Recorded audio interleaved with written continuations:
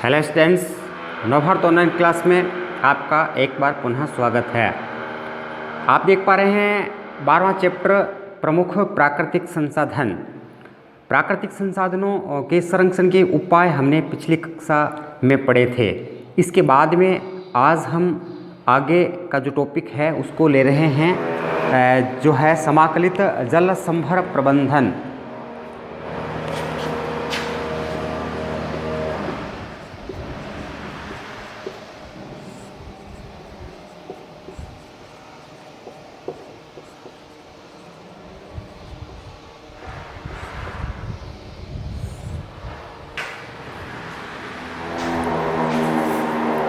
जल को किस तरह से मैनेज किया जाए, मैनेजमेंट उसका किस तरह से किया जाए ताकि सभी लोगों को ये अवेलेबल हो सके। इसके लिए कुछ पुरानी टेक्नोलॉजीज़ है, कुछ प्राचीन पद्धतियां हैं जिसके बारे में हम इसमें पढ़ रहे हैं। उन्हीं में से एक जो है वह है समाकलित जल संभर प्रबंधन। ये जो टॉपिक है उस पे बेसिस क्वेश्चन जो बोर्ड में पूछे गए हैं। तो समाकलित शब्द का अर्थ क्या होता है? जोड़ना, एडिंग। और जल संभर प्रबंधन यानी जल को किस तरह से हम संरक्षित कर सकते हैं, इसकी मात्रा जो है उसको भंडारित कर सकते हैं। इससे संबंधित ये टॉपिक है जिसमें देखिए बता रहे हैं। जल संभर प्रबंधन में किसी क्षेत्र विशेष की भूमि और जल प्रबंधन के लिए कृषि वानिकी तकनीकों का सम्मिलित प्रयोग होता है। इसमें कृषि का और वानिकी का, आपको पता है एग्रीकल्चर यानी जो खेती बाड़ी हम करते हैं वो, और वानिकी शब्द का अर्थ होता है वनों के जो पौधे होते हैं उनकी संख्या को बढ़ाना। तो पौधों की संख्या को बढ़ाना और कृषि, ये जल प्रबंधन के लिए इन तकनीकों का इस्तेमाल किया जाता है। जल संभर एक ऐसा क्षेत्र है जिसका जल एक बिंदु की ओर प्रवाहित होता है। इसमें एक पॉइंट टारगेट किया जाता है, बनाया जाता है और उसकी ओर जल जो है उसका प्रवाह होता है। यह एक भू आकृति इकाई है, ज़मीन की बनी हुई एक ऐसी ये यूनिट या इकाई है और सहायक नदी का ये बेसिन है, और जिसका उपयोग हम सुविधानुसार छोटे प्राकृतिक क्षेत्रों में समन्वित विकास के लिए कर सकते हैं।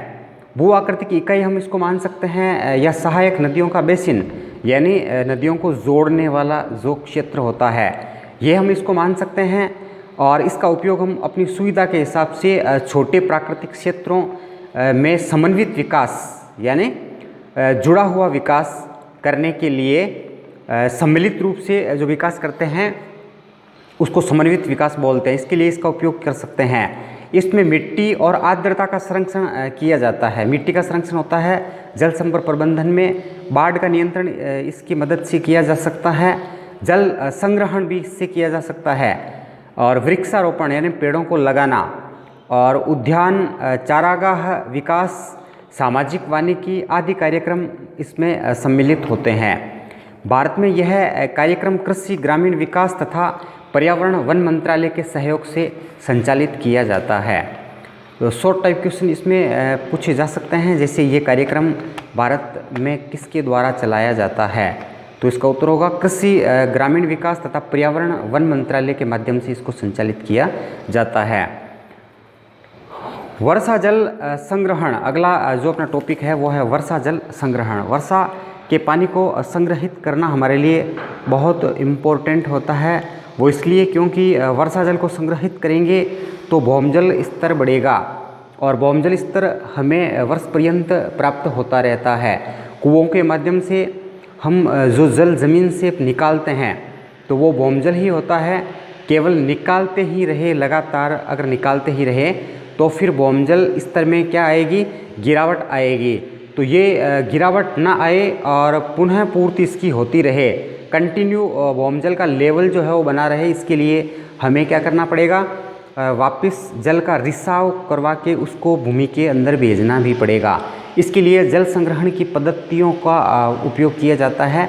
प्राचीन राजस्थान में इस तरह की बहुत सारी पद्धतियाँ थी जो वर्षा जल संग्रहित करती थी, और साथ साथ में उसके रिसाव की वजह से वो लगातार भौमजल का जो लेवल है वो भी बढ़ता रहता था।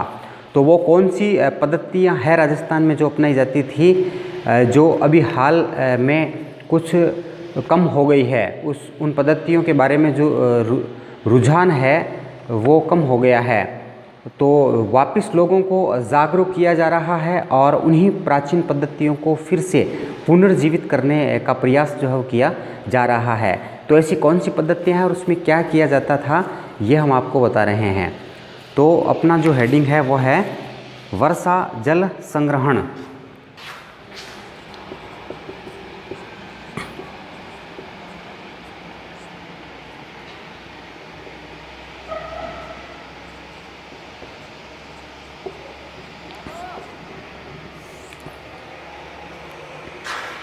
वर्षा के पानी को इकट्ठा करना वर्षा जल संग्रहण कहलाता है। और इसमें विभिन्न पद्धतियाँ राजस्थान में पहले अपनाई जाती थी, अभी भी कुछ हद तक अपनाई जाती है, परंतु अब ये बहुत कम रूप में अपनाई जा रही है। तो ये कौन सी पद्धतियाँ हैं, क्या इसके बेनिफिट्स हैं, वो बता रहे हैं। राजस्थान में जल संचयन की स्वदेशी पद्धतियाँ।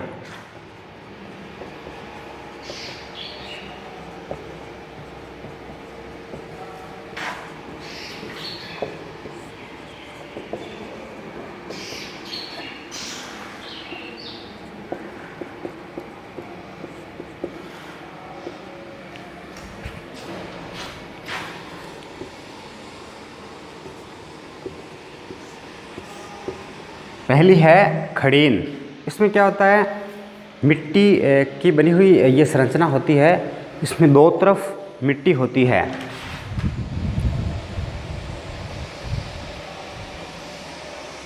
दो तरफ तो कच्ची मिट्टी होती है और एक तरफ इसमें पक्की दीवार होती है।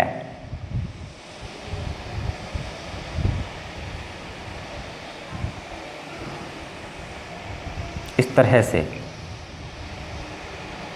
ये अब क्या होता है, इसमें पानी इकट्ठा होता है और इसके पास में दूसरी खड़ीन जो होती है, वर्षा का पानी इसमें इकट्ठा होगा, जब ये भर जाएगी तो जल इसका जो है वो दूसरी खड़ीन में चला जाता है। और जब ये सूख जाती है पानी से तो इसमें कृषि की जाती है। तो ये जैसलमेर जो क्षेत्र है उसमें अधिकतया ये की जाती थी पहले के समय में। इसको बोलते हैं खड़ीन पद्धति। और दूसरी जो है पद्धति उसका नाम है तालाब।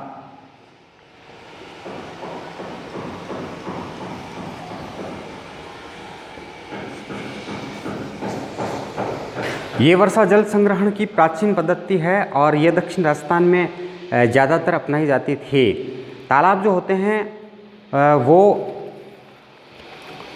अलग अलग होते थे।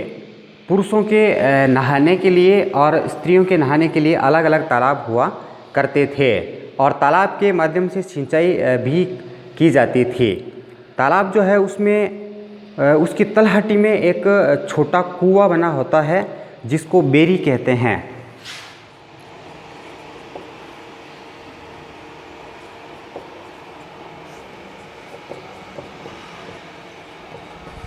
तालाब की तलहटी में बना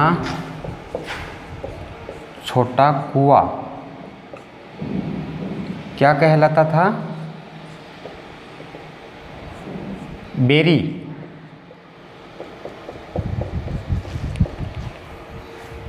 बेरी किसे कहते हैं, ऐसा क्वेश्चन पूछे तो आप बताएंगे तालाब की तलहटी में बना छोटा कुआं बेरी कहलाता था। तो ये दूसरी पद्धति हो गई। और तीसरी पद्धति है झील।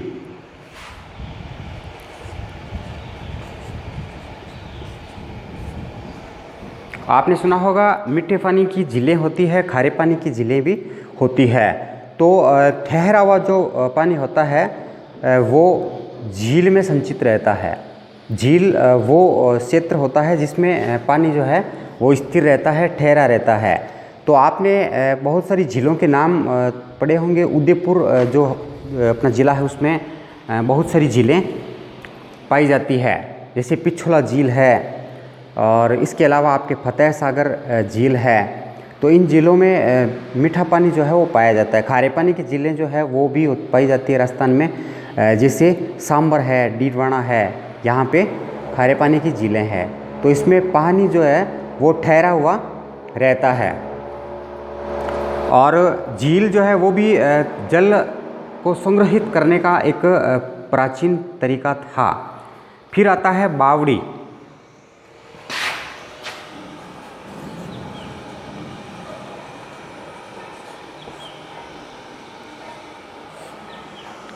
ये जल संग्रहण का प्राचीन तरीका था और इसमें बावड़ी जो संरचना होती है वो विभिन्न कलाकृतियों से सुसज्जित होती है।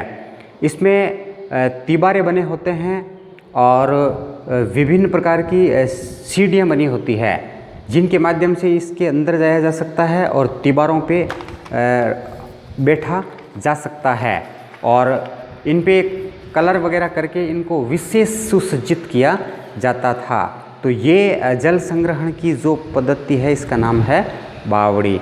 और बहुत सी बावड़ियाँ जो है वो आपके बूंदी में पाई जाती है। अभी भी पुरानी प्राचीन बावड़ियों को अगर आपको देखना हो तो ये जो क्षेत्र है उसमें बूंदी बावड़ी के लिए प्रसिद्ध है। फिर इसके बाद में पांचवा आता है टोबा।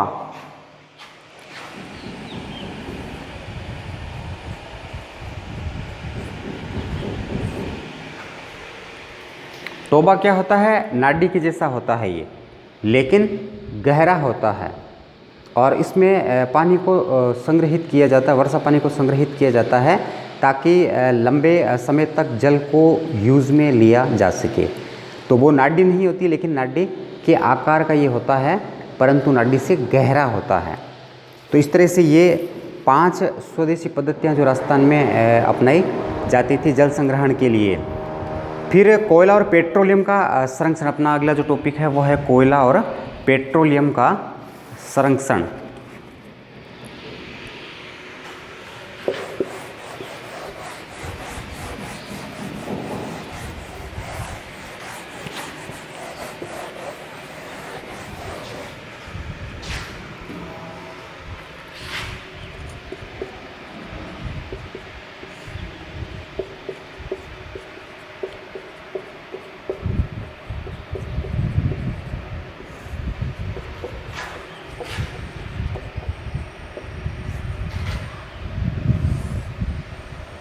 इसमें दो है, देखो, कोयला और पेट्रोलियम, ये दोनों ही क्या है?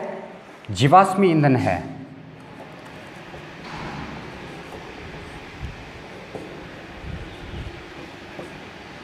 और क्या है? ये अनवीकरणीय संसाधन भी है।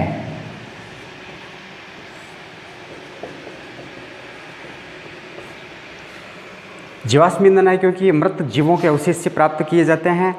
अनवीकरणीय संसाधन है इसलिए क्योंकि इनको वापस प्राप्त नहीं किया जा सकता, इनको बनने में बहुत टाइम लगता है, लाखों करोड़ों वर्ष लगते हैं, इसीलिए ये अनवीकरणीय संसाधन कहलाते हैं। इनका संरक्षण करना इसलिए ज़रूरी होता है क्योंकि इनके जो भंडार है वो सीमित है और कुल भंडार में से जितनी मात्रा इसकी हम यूज़ में ले लेंगे वो मात्रा वेस्ट हो जाती है। इसके बाद में क्योंकि इनको बनने में लाखों करोड़ों वर्षों का समय लगता है, इसलिए हमें इन का जो यूज़ है वो सोच समझ के करना पड़ता है, विवेकपूर्ण तरीके से इनका उपयोग करना पड़ेगा, तभी जाके ये आने वाली पीढ़ियों के लिए संचित रह पाएंगे। इसी रफ्तार से यदि इनकी मात्रा का जो है खपत हम करते रहें तो आने वाले 80-100 सालों में ये मात्रा जो है वो समाप्त हो जाएगी, इसीलिए मैं इनका संरक्षण करना ज़रूरी है। तो कोयला जो है वो खनिज कोयला आपने सुना होगा, पत्थर का कोयला जिसको हम बोलते हैं, खनिज कोयला जिसको कहते हैं। खनिज कोयला जो होता है वो कई प्रकार का होता है। इसमें उपस्थित कार्बन की उपस्थिति के आधार पर ये कितने प्रकार का होता है? 4 प्रकार का। सबसे बेस्ट क्वालिटी का जो कोयला होता है वो होता है एंथ्रेसाइट। इसके बाद में जो क्वालिटी होती है वो होती है बिटुमिनस। फिर तीसरे नंबर की जो क्वालिटी होती है वो होती है लिग्नाइट, और 100 नंबर की जो क्वालिटी है वो होती है पीट। ये सबसे हल्की क्वालिटी होती है पीट। तो इसमें सबसे अधिक मात्रा में कार्बन पाया जाता है। इसमें इससे कम कार्बन, इससे कम इसमें, और इससे भी कम इसमें कार्बन पाया जाता है। तो जिस प्रकार में जितना ज़्यादा कार्बन पाया जाएगा वो सबसे बेस्ट क्वालिटी मानी जाती है। इस हिसाब से एंथ्रेसाइट सबसे बेस्ट क्वालिटी होती है। सबसे हल्की क्वालिटी कौन सी होती है? पीट कोयले की होती है। इसमें आर्द्रता की मात्रा अधिक होती है, जलने पे ये धुआं अधिक देता है और ये पीली लौ के साथ जलता है। जबकि ये जो है इसमें अधिक कार्बन होने की वजह से ये नीली ज्वाला के साथ जलता है। इसमें कार्बन की प्रतिशत मात्रा अधिक होती है। इसके बाद में कोयला कैसे बनता है? कोयले को बनने में लाखों करोड़ों वर्षों का समय लगता है, जो मृत जीवों के अवशेष है। पेड़ पौधे और जीव जंतु जो दब गए थे उन पे एक लेयर आ जाती है और फिर वो लेयर बढ़ती रहती है। अत्यधिक ताप और दाब की वजह से लाखों वर्षों बाद फिर वही मृत जीवों के अवशेष जो है वो कोयले में रूपांतरित हो जाते हैं। तो ये कोयला बनने की प्रोसीजर है। और एक होता है भंजक आसवन।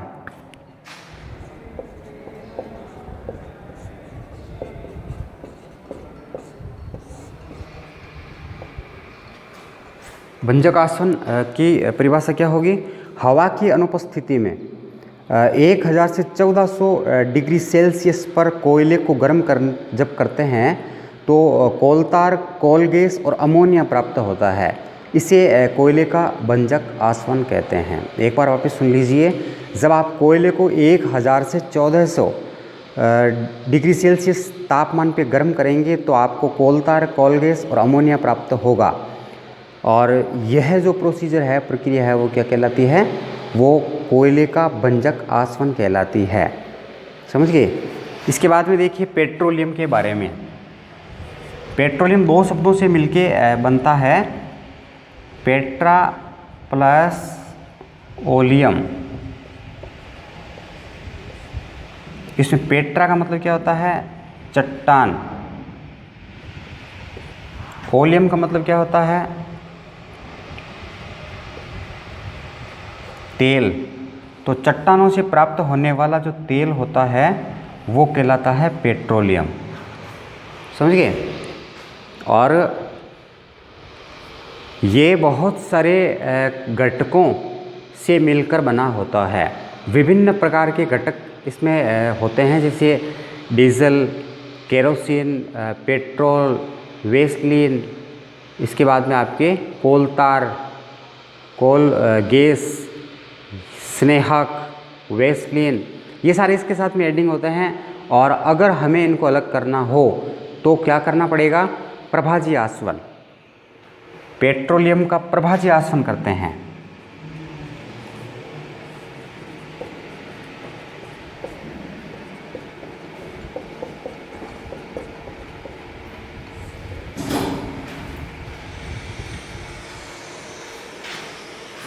जिसकी वजह से क्या प्राप्त होते हैं? विभिन्न अवयव प्राप्त होते हैं। विभिन्न घटक प्राप्त होते हैं। किसके?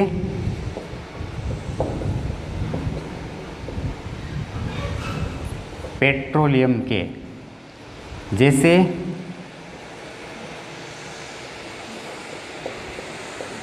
डीजल, पेट्रोल, केरोसिन, स्नेहक, वेस्लिन, डामर,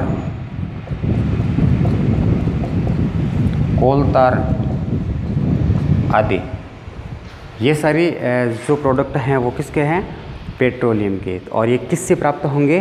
प्रभाजी आसवन की प्रक्रिया के द्वारा। और ये भी कोयले की तरह अनवीकरणीय संसाधन है और जीवाश्म ईंधन इसको कहते हैं। जीवाश्म ईंधनों के साइड इफ़ेक्ट्स क्या होते हैं? इनको जब हम जलाते हैं, ये ईंधन के रूप में इस्तेमाल किए जाते हैं। जब इनका दहन किया जाता है तो ये पर्यावरण को प्रदूषित करते हैं। इसीलिए ये पर्यावरण हितैषी नहीं माने जा सकते। लेकिन सबसे ज़्यादा ईंधन का जो प्रतिशत है यूज़ में आने वाला, वो जीवाश्म ईंधन ही है। बाकी जो वैकल्पिक साधन है अपने पास में वो अभी बहुत कम है। तो हमें ये प्रयास करना चाहिए कि इनके स्थान पे ऊर्जा के वैकल्पिक स्रोतों की खोज करें, ताकि पर्यावरण भी प्रदूषित नहीं हो और आने वाली पीढ़ी के लिए इनको संग्रहित भी किया जा सके। इसके लिए ऑप्शन के तौर पे बायोडीजल को खोजा गया है।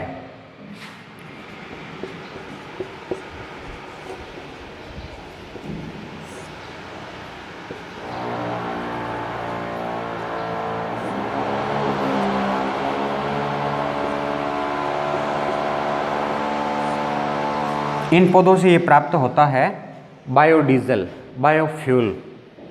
करंज और जेट्रोपा नामक पादप जो होते हैं उससे ये प्राप्त होता है बायोडीजल। और इसका जो उपयोग है वो इसलिए हम कर सकते हैं क्योंकि ये डीजल के समतुल्य ईंधन है, उसी की तरह का ये ईंधन है। इसीलिए ये वैकल्पिक ईंधन के तौर पे काम में लिया जा सकता है। बायोडीजल की व्यावसायिक खेती को प्रोत्साहित करने के लिए बायोफ्यूल मिशन और बायोफ्यूल अथॉरिटी का गठन